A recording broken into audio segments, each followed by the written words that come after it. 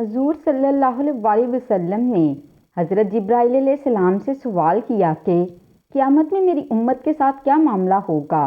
تو حضرت جبرائیل علیہ السلام نے جواب دیا کہ اگر بسم اللہ الرحمن الرحیم۔ السلام علیکم محترم ناظرین، حضرت ابو امامہ رضی اللہ عنہ سے روایت ہے کہ حضور کریم صلی اللہ علیہ وسلم نے فرمایا، اللہ نے مجھ سے وعدہ فرمایا ہے کہ میری امت سے 70,000 افراد کو بغیر حساب و عذاب کے جنت میں داخل فرمائے گا۔ یزید بن اخن سلمہ نے عرض کیا، اللہ کی قسم، یہ تو آپ کی امت میں شہد کی مکھیوں میں سے سفید سرخی مائل مکھیوں کی تعداد تک ہے۔ حضور کریم صلی اللہ علیہ وسلم نے فرمایا، میرے رب نے مجھ سے 70,000 میں سے ہر 1,000 کے ساتھ مزید 70,000 کو داخل کرنے کا وعدہ کیا، یعنی ان 70,000 خوش بختوں میں سے ہر ایک اپنے ساتھ میت اختیار کرنے والوں میں سے 70 افراد کو لے کر جنت میں جائے گا، اور میرے لیے اس نے مزید 3 چلوؤں کا اضافہ فرمایا ہے۔ اپنی حسب شان 3 چلو میری امت کے جہنمیوں کو نکال کر جنت میں داخل کرے گا۔ ناظرین، رسول پاک صلی اللہ علیہ وسلم خطبہ حجۃ الوداع کے موقع پر جب اپنا آخری خطبہ دے چکے تو اپنے حجرے میں تشریف لے گئے۔ پھر جب آپ کو بے ہوشی ہوئی تو ایک شخص نے دروازے پر آ کر آپ صلی اللہ علیہ وسلم کو پکارا، السلام علیکم بیت النبوہ۔ کسی نے اس کی آواز سن کر یہ جواب دیا کہ اس وقت تمہیں آنے کی اجازت نہیں ہو سکتی۔ تو اس نے پھر سے پکارا اور آواز دی، السلام علیکم اہل بیت نبوہ۔ جب دوسری مرتبہ اس پکارنے والے نے پکارا تو اس وقت اس کی آواز رسول اللہ صلی اللہ علیہ وسلم کے کانوں تک پہنچی۔ تو آپ صلی اللہ علیہ وسلم نے پوچھا، اے فاطمہ، یہ کون ہے؟ تو انہوں نے عرض کیا کہ ایک شخص گھر میں آنے کی اجازت مانگتا ہے۔ یا رسول اللہ، آپ پر اس وقت کیونکہ بے ہوشی کا غلبہ ہے، لہٰذا ہم نے اسے اس وقت اندر آنے کی اجازت نہیں دی۔ تو آپ نے فرمایا، اے فاطمہ، تمہیں نہیں خبر کہ یہ کون کھڑا اجازت مانگ رہا ہے؟ یہ گھروں کو ویران کرنے والا، قبروں کو آباد کرنے والا، بچوں کو یتیم کرنے والا، عورتوں کو بیوہ کرنے والا، دوستوں کو دوستوں سے چھڑانے والا، یہ ملک الموت حضرت عزرائیل علیہ السلام ہے، اس سے جلدی اندر آنے کی اجازت دے دو۔ جب حضرت فاطمہ نے یہ سنا کہ ملک الموت حضرت عزرائیل علیہ السلام آئے ہیں تو ساختہ رو پڑیں، ہائے مدینہ آج ویران ہو جائے گا۔ یا اللہ، تیرے رسول اللہ صلی اللہ علیہ وسلم تو آج جا رہے ہیں، یہ ملک الموت ان کو لینے آئے ہیں۔ ادھر ملک الموت مکان کے اندر تشریف لائے اور ادھر رسول اللہ صلی اللہ علیہ وسلم بے ہوش ہو گئے۔ حضرت فاطمہ رضی اللہ عنہ نے فرمایا، یا رسول اللہ صلی اللہ علیہ وسلم، آج آپ کو کیا ہوا؟ اور پھر بہت روئیں۔ تب آپ صلی اللہ علیہ وسلم کو ہوش آیا اور آپ نے حضرت فاطمہ سے فرمایا کہ اے فاطمہ، اتنا نہ رو، کیونکہ آپ کے رونے کے ساتھ آسمان کے فرشتے اور حاملان عرش روتے ہیں۔ رسول اللہ صلی اللہ علیہ وسلم نے اپنے ہاتھ سے حضرت فاطمہ رضی اللہ عنہا کے آنسو پونچھے اور فرمایا، ان قریب سب سے پہلے اے فاطمہ، تم مجھ سے آن ملو گی۔ اور پھر جب آپ نے ملک الموت سے فرمایا کہ اے ملک الموت، آج جبرائیل علیہ السلام کہاں ہیں؟ انہوں نے عرض کیا، یا رسول اللہ صلی اللہ علیہ وسلم، اس وقت وہ 7ویں آسمان پر ہیں اور آسمان کے ملائکہ حضرت جبرائیل علیہ السلام کو تعزیت دے رہے ہیں کہ اے جبرائیل علیہ السلام، آج تمہاری رسالت ختم ہوئی اور آج تمہارا قرآن پہنچانا بھی مکمل ہوا۔ اگر جناب محمد صلی اللہ علیہ وسلم وفات پا گئے تو جبرائیل امین علیہ السلام بھی دنیا سے گئے۔ اب یہ باتیں ہو رہی تھیں کہ حضرت جبرائیل امین آپ صلی اللہ علیہ وسلم کے پاس تشریف لائے اور کہا کہ اللہ تعالیٰ نے آپ صلی اللہ علیہ وسلم کو سلام فرمایا ہے اور آپ کا مزاج پوچھا ہے۔ فرمایا کہ اے جبرائیل علیہ السلام، اس عالم میں میرے لیے کیا تیار کیا گیا ہے؟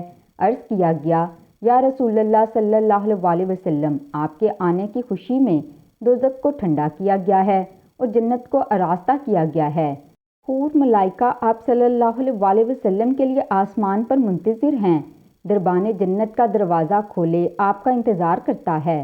فرمایا، اے جبرائیل علیہ السلام، بتاؤ میری امت کے لیے کیا حکم ہے؟ حضرت جبرائیل علیہ السلام نے فرمایا کہ جس کے ہونٹوں میں جان رہ جائے گی وہ بھی اگر دل سے توبہ کرے یا توبہ کے لیے ہونٹ ہلائے تو بھی 1000 برس کے گناہ معاف ہو جائیں گے، اور جس نے توبہ کر لی آپ اس کو اپنی شفاعت سے بخشوائیں گے، اور آپ جس کی بھی شفاعت فرمائیں گے وہ بخشا جائے گا، آپ غم نہ کھائیں۔ اتنی دیر میں ایک دوسرے فرشتے نے حاضری کے لیے اجازت طلب کی۔ رسول کریم صلی اللہ علیہ وسلم نے دریافت فرمایا کہ جبرائیل امین علیہ السلام یہ کون ہیں؟ عرض کیا کہ یہ حضرت اسماعیل علیہ السلام فرشتہ ہے، آسمانی دنیا کا داروغہ ہے۔ جس دن سے اس نے آپ کو معراج کے شب میں دیکھا ہے، آپ کے جمال کا عاشق ہوا ہے۔ آج اسے معلوم ہوا ہے کہ رسول خدا صلی اللہ علیہ وسلم وفات پائیں گے۔ اس نے جناب کی اقدس میں عرض کیا کہ میں نے رب کریم سے عاجزانہ دعا کی تھی کہ مجھے ایک مرتبہ اپنے نبی کریم صلی اللہ علیہ وسلم کی زیارت ان کی زندگی میں کرنے کا موقع عنایت فرمائیں۔ لہٰذا یہ فرشتہ رب کریم سے اجازت لے کر حضور صلی اللہ علیہ وسلم کی زیارت کرنے کے لیے حاضر ہوا ہے۔ پھر جبرائیل امین نے عرض کیا کہ یا رسول اللہ، ملک الموت حاضر ہیں۔ تو رسول اللہ صلی اللہ علیہ وسلم نے دریافت فرمایا کہ اے ملک الموت، تم میری زیارت کرنے آئے ہو یا میری روح قبض کرنے کے لیے؟ اس پر ملک الموت نے عرض کیا کہ مجھے میرے پاک پروردگار نے حکم دیا ہے کہ جو کچھ مرضی میرے رسول پاک صلی اللہ علیہ وسلم کی ویسا ہی کرنا۔ اگر جناب کی مرضی پاؤں تو روح قبض کر لوں، ورنہ یوں ہی زیارت کر کے واپس چلا جاؤں۔ اس وقت جناب رسول اللہ صلی اللہ علیہ وسلم نے حضرت جبرائیل علیہ السلام کی طرف دیکھا۔ حضرت جبرائیل علیہ السلام نے عرض کیا یا رسول اللہ صلی اللہ علیہ وسلم، میرے اور آپ کے پاک پروردگار عالم نے آپ کو بلایا ہے اور اب آپ کا اس دنیا میں رہنا پسند نہیں کرتے، اور اے حضرت حور غلام آپ کی زیارت کے مشتاق ہیں، کیونکہ آج آسمان کو سجا دیا گیا ہے، حوروں کو بلا خوف و خطر بننے سنورنے کا حکم ملا ہے، فرشتوں کو آپ پر درود و سلام کا حکم فرما دیا گیا ہے، اور ہمیں آپ صلی اللہ علیہ وسلم کی مرضی کے مطابق چلنے کا حکم دیا گیا ہے کہ اگر آپ صلی اللہ علیہ وسلم آسمانوں پر تشریف لے جانا چاہیں تو ہم آپ کو لے جائیں، اور اگر آپ یوں ہی اس دنیا میں رہنا چاہتے ہیں تو یہ آپ کی مرضی ہے، اور ملائکہ آپ کے منتظر ہیں۔ لہٰذا حضرت جبرائیل علیہ السلام کی پوری بات سن کر رسول خدا صلی اللہ علیہ وسلم کو معلوم ہوا کہ اللہ تبارک و تعالیٰ کو یہی منظور ہے کہ دار فنا کو چھوڑ کر دار بقا کی جانب کوچ کروں۔ آپ صلی اللہ علیہ وسلم نے فرمایا اچھا میری ازواج کو میرے سامنے بلاؤ۔ سب بیویاں آپ صلی اللہ علیہ وسلم کے حضور حاضر ہوئیں۔ آپ صلی اللہ علیہ وسلم نے ارشاد فرمایا کہ دیکھو تم صبر کرنا اور تقوی اختیار کرنا اور اپنے گھروں سے باہر نہ نکلنا۔ حضرت ام سلمہ رضی اللہ عنہا نے عرض کیا یا رسول اللہ، آپ کا کیا حال ہے؟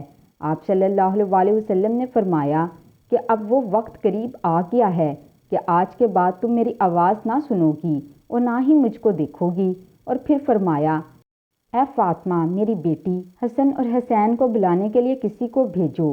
حضرت فاطمہ رضی اللہ عنہا نے کسی آدمی کو بھیجا اور فرمایا بہت جلد حسن اور حسین کو بلا لاؤ، کیونکہ رسالت مآب سید المرسلین صلی اللہ علیہ وسلم کی وفات کا وقت بہت قریب ہے۔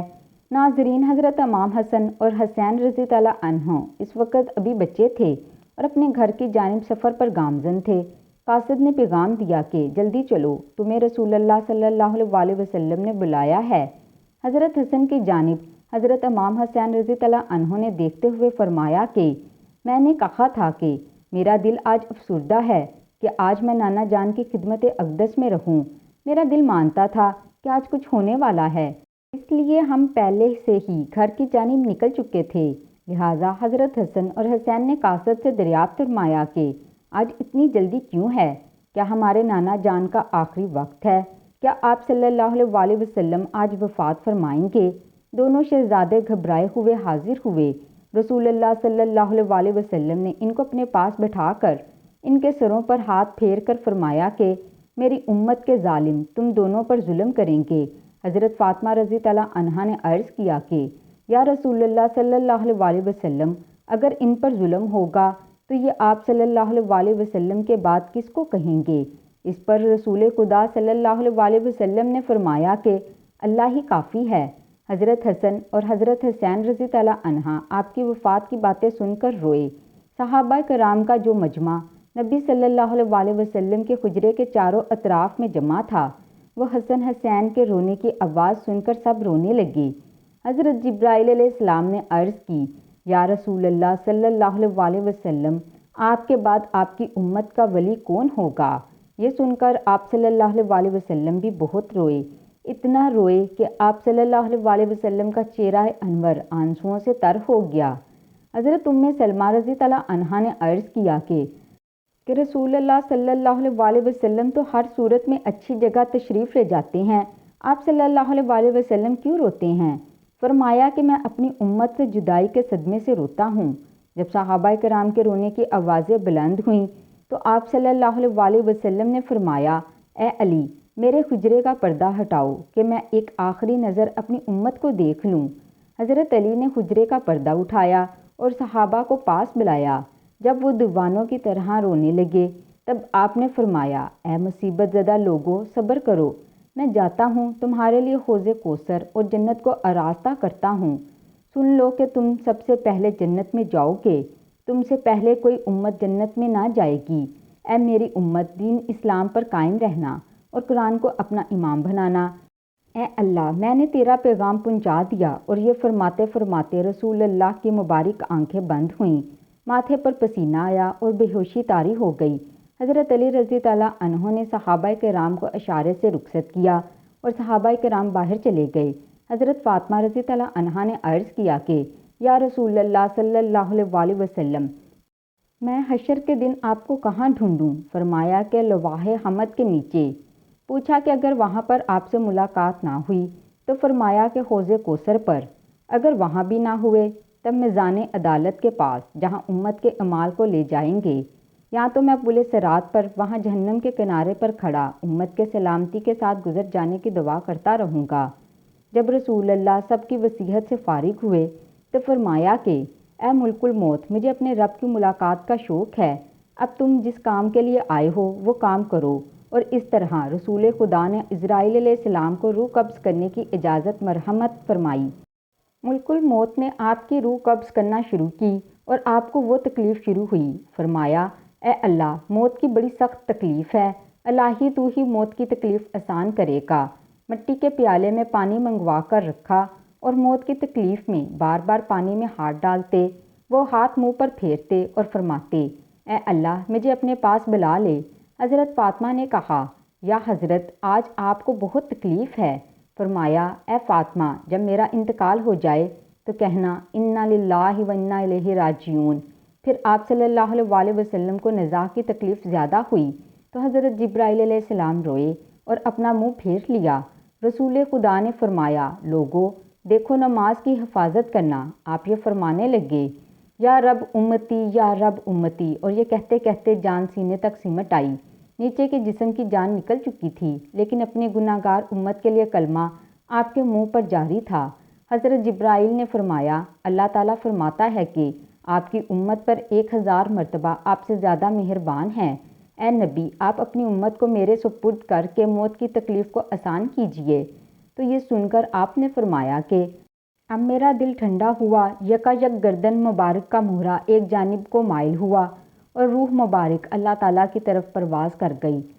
اللہ تبارک و تعالیٰ سے دعا ہے کہ نبی کریم صلی اللہ علیہ وسلم نے اپنی امت کو جو تعلیمات فرمائی ہیں، ہمیں ان تعلیمات پر عمل پیرا ہونے کی طاقت و توفیق مرحمت فرمائے۔ اگر ناظرین آپ کو آج کی میری ویڈیو پسند آئی ہے تو ویڈیو کو لائک اور چینل کو سبسکرائب کر دیں، اور ساتھ ساتھ کمنٹ باکس میں بتائیں کہ آپ کو آج کی ویڈیو کیسی لگی، اور بیل آئیکن کا بٹن بھی پریس کر دیں۔ شکریہ، اللہ حافظ۔